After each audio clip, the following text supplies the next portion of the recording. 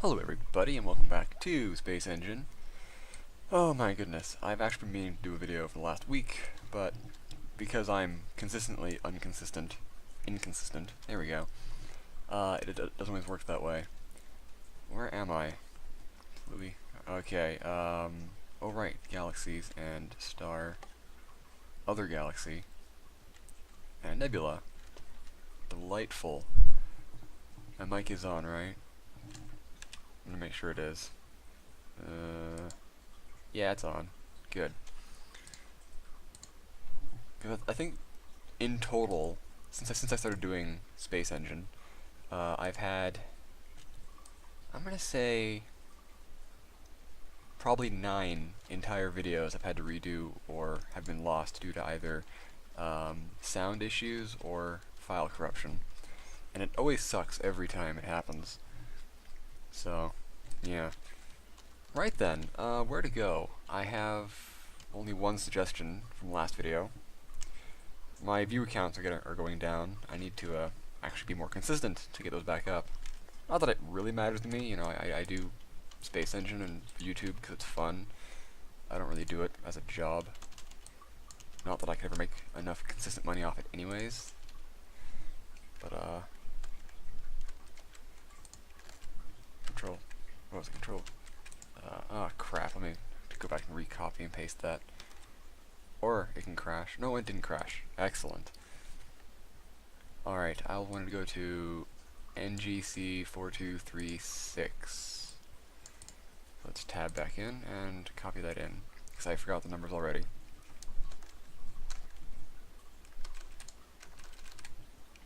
Or it's not going to work. Alright, I'll just type it in. 4236. 4236. Alright. 4236.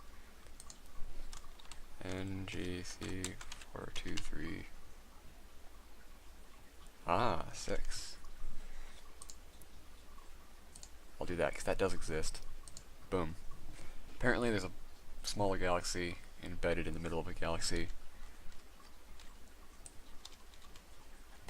Oh, you know what? That wasn't a lie. That's really weird. I don't know how I feel about that.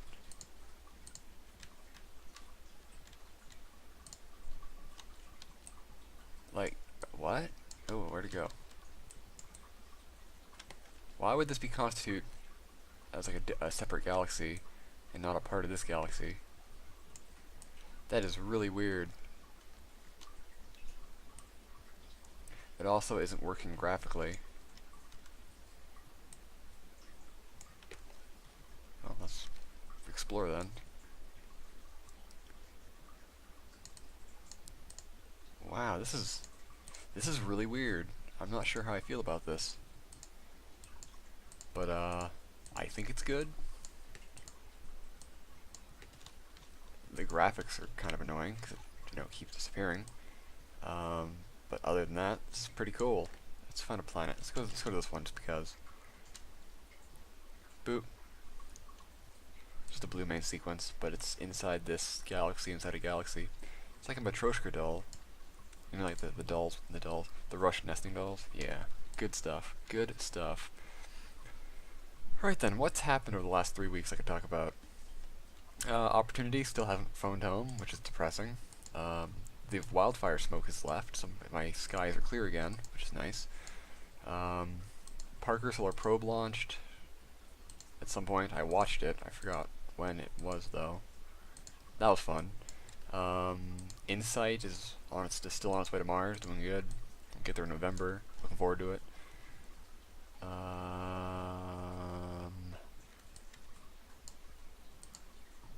There's a Japanese company that wants to do tourist flights on a really nice looking space plane by 2020 something. And speaking of Japan, there's a company that wants to build a space elevator by 2050, and they're actually launching a CubeSat experimental line system, just kind of like on a very small scale, play around with some systems like pulley and car systems in space. So that's really cool. I'm a huge fan of space elevators. In fact, Japan's like, we're gonna build one by 2050, and then China's like, well, we're gonna build one by 2045. And I was reading an article from 2017 that's like, we could probably build one by 2035. So I have no idea if or who will do it first, when it'll happen. But all I thought was, oh yeah, we're getting a space elevator, and that's so cool because you would get really, comparatively, really cheap access to space.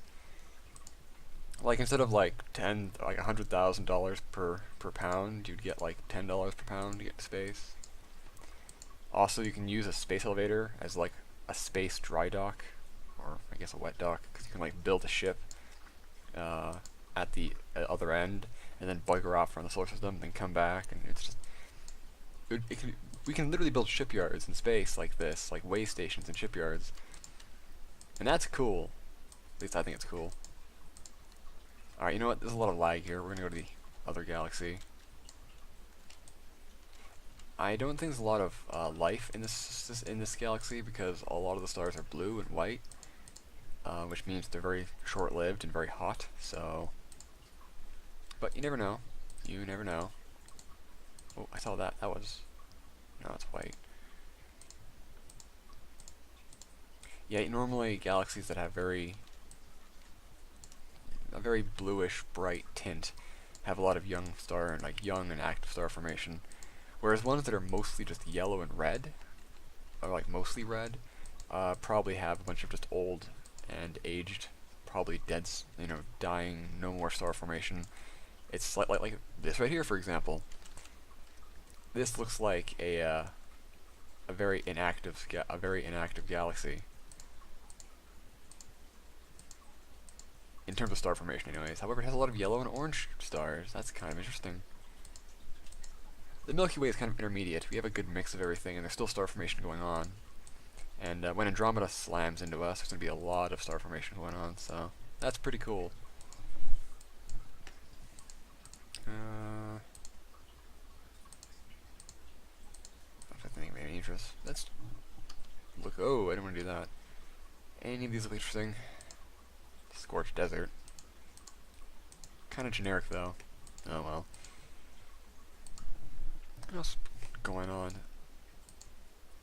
Trying to think. I need to clean my fish tank. That's exciting. That's the joy of adulthood. It's like, I woke up today and it's like, alright, it's grocery day, and I need to clean my fish tank. Yay. Those are my weekends. Oh well.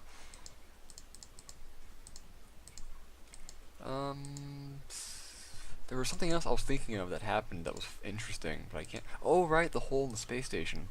Yeah, there was a leak in the space station, like last week or a few days ago, and it was in the orbital module of one of the Soyuz. At first, they thought that it might have been a meteoroid impact, but after looking at it, it was very clearly a drill bit drilled into it, and they think it happened on the ground before launch, and then somehow made it through the pressure testing of the capsule and all that. So Roscosmos is kind of pissed, and they're looking around to see who did it, because they think somebody accidentally did it and then didn't report it, and they want to figure out why. So yeah, someone's gonna lose their job, that's for damn sure. But it was a small hole. It was detected on the ground by ground control when they noticed there was pressure differential in the Russian section. And they were like, there's probably a leak somewhere, but it wasn't fast enough to cause any alarms. They just let the astronauts sleep, because they were asleep at the time, and they told them when they woke up, so. On the one hand, it's like sleeping on the space station. It's like, at any given time you could die from, like, space. But at the same time, at any moment, there's, like, hundreds and hundreds of people who are always on call, alert, watching everything, making sure nothing goes wrong, so you're actually quite safe. Which is kind of cool. I'm quite fond of the space station, honestly. I'm also a huge fan of the lunar village idea that ESA keeps tossing around, where it's like building a ground base, or like there we go, a ground research installation on the moon. Of course, NASA's doing the Deep Space Gateway. I think Russia and Japan are joining in on that. I think China would also be really great to add everyone to join in on that, but again, America and Japan have issues with China. Japan has the reasons that well, the whole war issues, and America just is afraid of the communists still, and don't want them to steal their secrets or something. And plus America needs to make sure they still have at least some enemies they can fall back on. But that's a completely different argument that I'm not going to get into. Oh, politics. Alright then, this is kind of a pretty planet. It has some thin ethereal rings. It is abiogenic, marine, organic unicellular. Got microbes going on here. Let's check the physics. Physicality. Wait, wasn't atmosphere here? Spectrum, electrical, oh, atmosphere's over here. Aha! I'm a little tired, I don't know. It's almost 2. This is actually pretty early for me. Alright, air pressure. It's thinner than Earth. Air density, also thinner. Air temperature. It's kind of cold, but not terribly cold. It's around freezing. Huh. Interesting.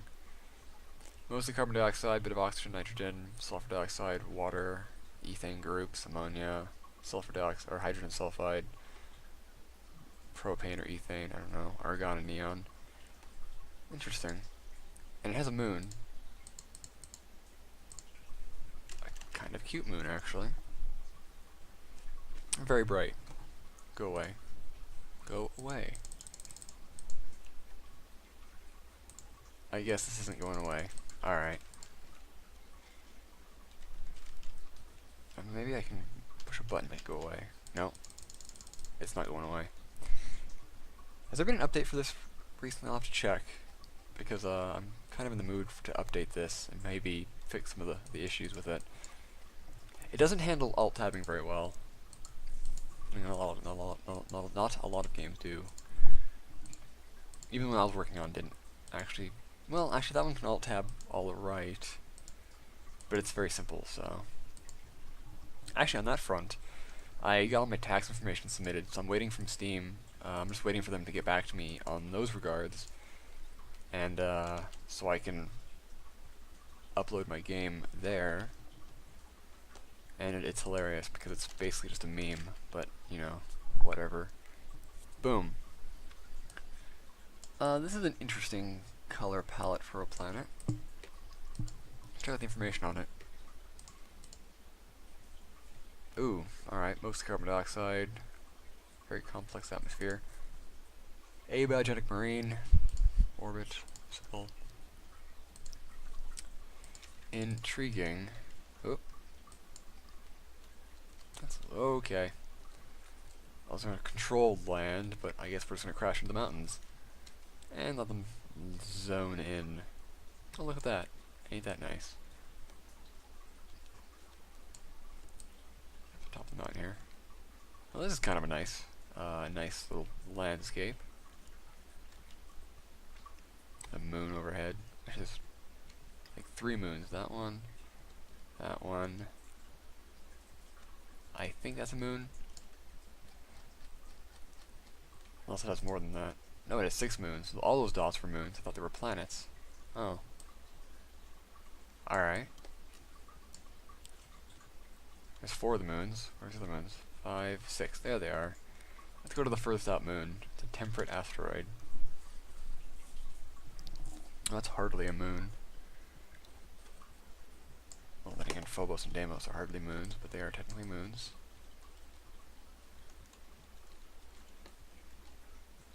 Oh. I always like asteroids. They're really cool. Which is why I've also been keeping track of OSIRIS-REx and Hayabusa 2. Because those are fun missions. Those are the asteroid sample return ones. OSIRIS-REx is NASA, and Hayabusa 2 is JAXA, obviously. Because, you know, Japanese name for a Japanese robot.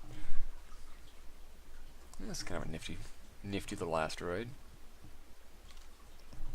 Actually, Hayabusa 2 is pretty cool, because like OSIRIS-REx has a little vacuum system where it places a pressure plate on the asteroid and then injects nitrogen, and it stirs it all up, and then it captures the dust and the rocks that get kicked up. So it's kind of like an inverse vacuum cleaner.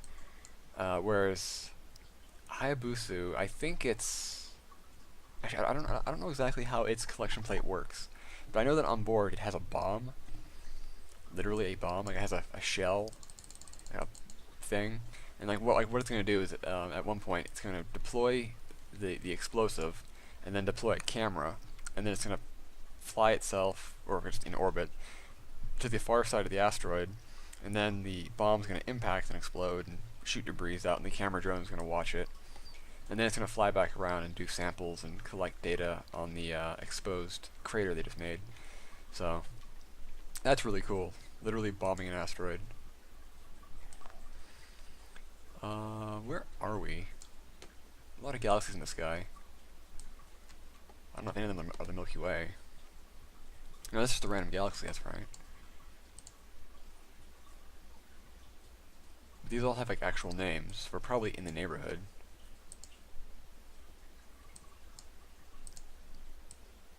I wonder. Wrong button. There we go. Milky Way.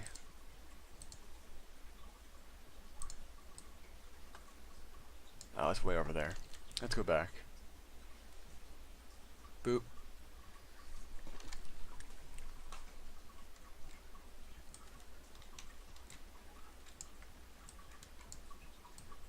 There's the Magellanic Clouds.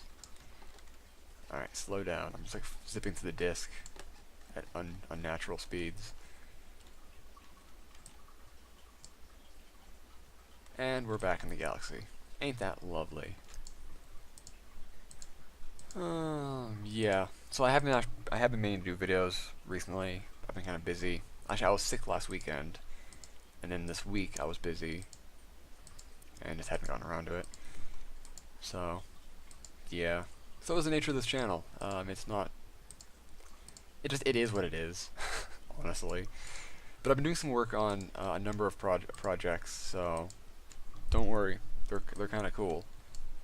One of them involves clean energy, hydrogen to be specific, because I love hydrogen power, but hydrogen is, unfortunately, 80% of it is produced via the fossil fuel industry, which kind of makes it moot at that point. 'Cause it's like, yeah, burning hydrogen is incredibly clean, or using it in fuel cells is clean, but if you get it from like the steam separation of like methane and all that, you're still producing a lot of carbon dioxide, so it kind of doesn't matter at that point. However, if you can get it from clean renewables, you're perfectly fine. It's just renewables make up a very small portion of that. So I was thinking of something like high temperature electrolysis, where you basically pump superheated steam through a porous electrolyte, and you get a lot of hydrogen and oxygen using lower energies, because a lot of the energy is already imparted through the heat. And if you can generate that heat, or the electricity and the power, via solar, wind, or hydro. In my case, I'm looking at a mixture of hydro and solar, because I have an idea for a low-flow, river-based, year-round hydro system that can generate power without disrupting a river, and can potentially operate year-round, even when the river is frozen over. But even then, I still want to supplement it with solar power and battery bays. Either way, I'm working on that. That's always well and fun. The other day I was thinking aloud to myself on Twitter. I made the thought, it's like, you know what I want? I don't want a space force, because, well, it would just be a desk job, and that's boring and sucks. And it wouldn't be a space navy, so like, what's the point? But I do want an airship navy. You hear what I'm saying? Like zeppelins and shit. And but instead of like, you know, warmongering and using them to kill people, which I'm all not for because I'm a pacifist, I want like a massive amount of airships that are used for constructive things, transporting cargo, doing research, transporting aid, or this one I thought about, like carpet bomb deforested areas with like sapling containers, and just basically fly over deforested areas and just drop millions of saplings from the air and reforest, like stuff like that, because that's cool. Why am I in spaceship? What's going on? It thinks I'm in spaceship mode, but I'm. Oh, boom! There we go. Weird. Cause like there's one thing, this one company I remember seeing them doing. They put saplings in these little bomb casing missile-shaped containers that are biodegradable. So you drop them out of the plane, and they go thump, and they embed into the ground with the tree facing up. And then the casing kind of breaks away, and then you have a planted tree that you've planted from an airplane. And it's like, I want to do that on a huge scale in an airship. Because also it'd be really cool to, like, you know, command a big airship. And it's like very Jules Verne-esque. Actually, no. It would be more, well, it'd be kind of Jules Verne-esque. Even though the only time there was a massive airship in Jules Verne, it was with Robert the Conqueror, and it was a heavier than air, kind of like a big boat with a bunch of propellers on it. Actually, kind of a cool book. Not gonna lie. Alright, CO2, O2, sulfur dioxide, hydrogen, or that's water, nitrogen, argon, helium, and neon.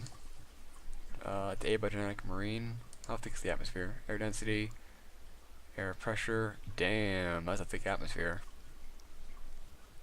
Let's land, because, oh, let's crash. Oof, good God, where am I?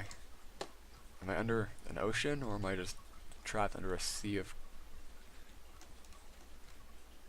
Alright, it's just like no sunlight gets down here. No one gets in, no one gets out. Unless that is water. That's probably water because we're in this is an oceana. Ah, it is water. That looks way better than the ocean floor. Anyways, I'm going to leave it there for 21 minutes. Thank you all for watching. I hope you enjoyed. I'll be back with more. Hopefully, I'll try to pick up my schedule more. I'll try to do other videos too. I don't know. I'm trying to be more active on YouTube than I have been, but I've been busy, so. But winter's rolling around, so I won't have anything to do outside, so hey, there's that too. Thank you all for watching. Hope you enjoyed, and space.